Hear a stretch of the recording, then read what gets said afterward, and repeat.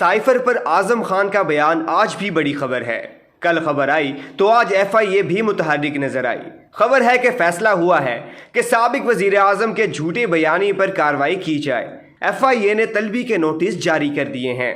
Cipher کہانی ابھی ہوئی نہیں پرانی، ملکی سیاست میں آج بھی گونج۔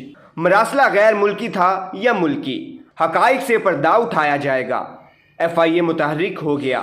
چیئرمین پی ٹی آئی سمیت دیگر رہنماؤں سے سائفر سے متعلق پوچھ گچھ ہوگی۔ ایف آئی اے نے سابق وزیر اعظم کو 25 جولائی کو طلب کر لیا۔ شاہ محمود قریشی اور اسد عمر کو 24 جولائی کو ایف آئی اے ہیڈ کوارٹرز پیش ہونے کی ہدایت کی گئی ہیں۔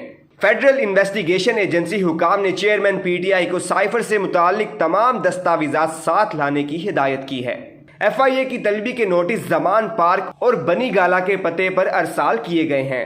نوٹس میں کہا گیا ہے کہ چیئرمین پاکستان تحریک انصاف کے خلاف سائفر کو اپنے سیاسی مقاصد کے لیے استعمال کرنے پر تحقیقات جاری ہیں۔ چیئرمین پی ٹی آئی پر 27 مارچ کے جلسے میں سائفر لہرا کر قومی سلامتی اور ریاستی مفادات کو خطرات میں ڈالنے کا الزام ہے۔ دوسری جانب وزیر داخلہ رانا ثناء اللہ نے ٹویٹ میں چیئرمین پی ٹی آئی کو وارننگ بھی دے دی ہے کہ اگر پیش نہ ہوئے تو گرفتار کر لیا جائے گا۔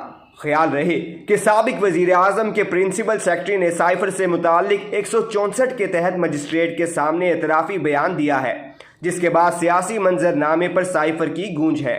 دوستو، امید ہے آج کی ویڈیو آپ کو پسند آئی ہوگی۔ آپ سے گزارش ہے آپ ہمارا یوٹیوب چینل سبسکرائب کریں، بیل آئیکن پر کلک کریں، ویڈیو کو لائک کریں، کمنٹ کریں اور شیئر کرنا نہیں بھولیے گا۔